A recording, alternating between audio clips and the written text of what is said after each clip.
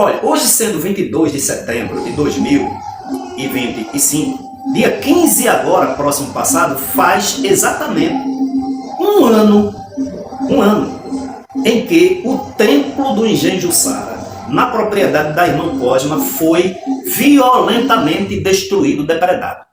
Passado um ano, se você for lá, irmão, irmã, ministério, Pernambuco, Brasil, você vai encontrar a mesma situação. Mais degradado ainda vai estar o templo, porque está sem telhado, exposto a todo esse inverno que já está se findando hoje. Todos sabem que foi feito uma reclamação da justiça, houve a primeira audiência e até agora a audiência de conciliação, que não houve conciliação, e até agora a audiência onde o gestor presidente não foi, e essa segunda audiência não foi marcada. Não foi marcada.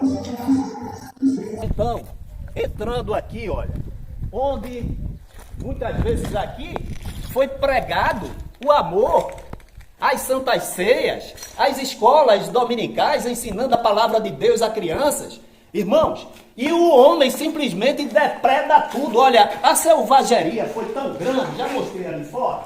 Olha aqui, ó, olha o que fizeram com o teto, irmãos, cutucando aqui com a madeira, destruindo tudo com espírito de porco, espírito de Satanás, tudo aqui arrebentado aqui, olha, onde as crianças, as senhoras, aqui cultuavam a Deus, aqui, olha, se pregava a palavra, tá gravando aí, né? Se pregava a palavra, venham ver aqui o detalhe, a secretaria, olhem o absurdo, esse fio aqui, essa instalação elétrica aqui, está energizada, tem tensão, entregue aqui, irmãos, a irmã Cosma, olha o que fizeram aqui, olha, cadê o teto, arrancaram tudo, olha a pia, aqui, ó, olhem o sanitário aqui, irmãos, arrancaram aqui, 2 bacias sanitárias aqui, destruíram tudo ali, a saída de água, tá entendendo? Aqui, olha, arrancaram as lâmpadas todas.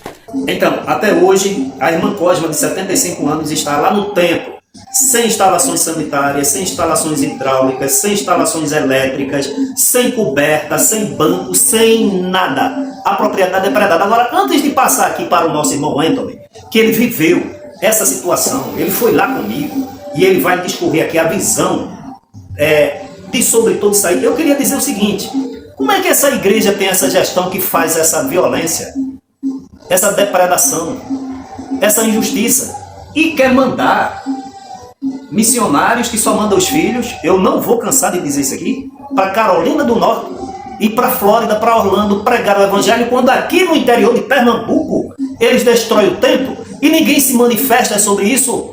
Eu quero a sua opinião nos comentários. Mas, irmão Edson, você foi lá comigo.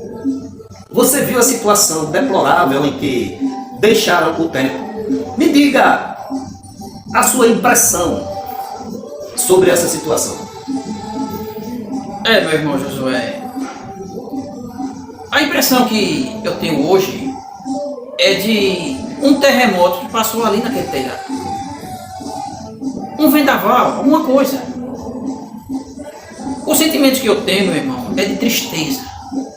Porque é tão difícil você falar daquele assunto se referindo àquela família. Porque eu vi a irmã Cosma, aquela senhora já numa idade avançada, e sua família passando por isso. Mas o que me chama a atenção, meu irmão, é o deboche que a gente vê. Que tipo de Deus é esse que eles cultuam lá embaixo, naquele lindo palácio que fizeram? Agora, para quem? Para adorar quem? Acha mesmo que Deus está recebendo o trabalho desse povo lá embaixo?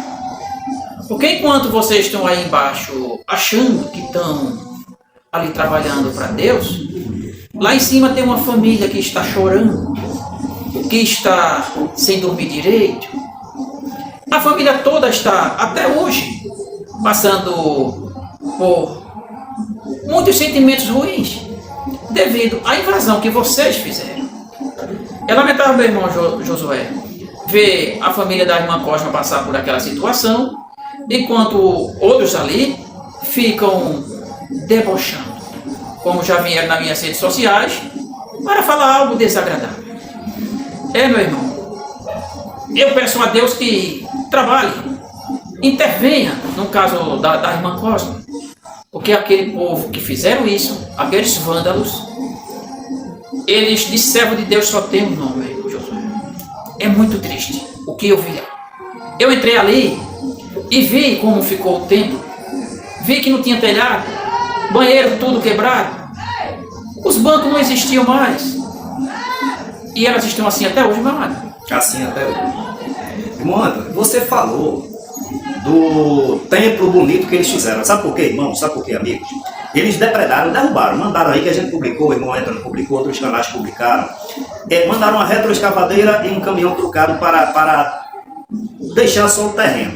Mas arrancaram a bacia sanitária, jogaram fora as calhas, a fiação saíram arrancando tudo. Os telhados, eles tiraram e quebraram de baixo para cima. Foi uma verdadeira selvageria. E com 3 meses apenas, começaram a construção, terminaram a construção e inauguraram um templo a 500 metros desse que eles depredaram.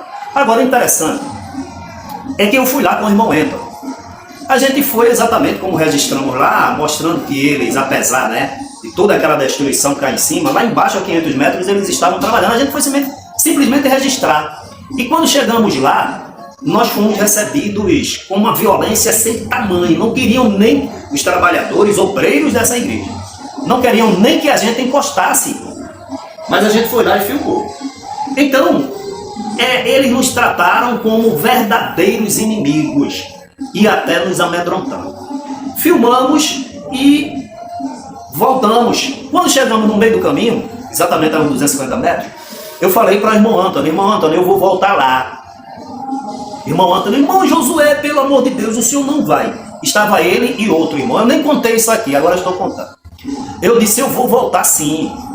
Não, irmão Josué, o senhor não vai voltar. O outro irmão abriu a porta do carro, saiu correndo, foi a pé, foi embora.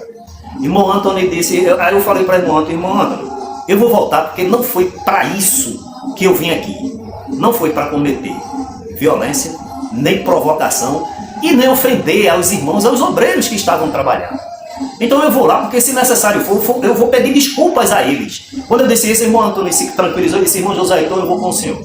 E fomos lá e conversamos com ele. Eles pensou que a gente ia voltar para brigar, não, conversamos, mostramos as razões pelas quais estávamos fazendo aquele trabalho e viemos embora. Mas eu queria que o irmão Antônio, nesse dia que ele foi lá embaixo com os trabalhadores, conte um pouquinho, irmão Antônio, das cenas que o senhor viu lá.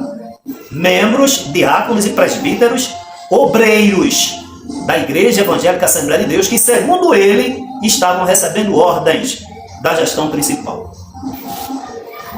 Irmão Josué, já falei no vídeo lá no canal que eu desci porque eu estava com medo que poderia acontecer. Já falei isso para outras pessoas.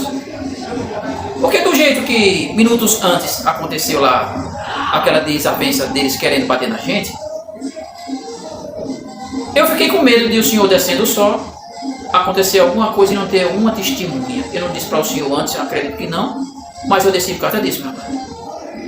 Porque do jeito que foi quando chegamos lá embaixo, que teve a confusão deles não quererem a gente tirar foto, e proibiram tirar uma foto no lugar onde seria este caça-níquel, esse templo que hoje existe lá.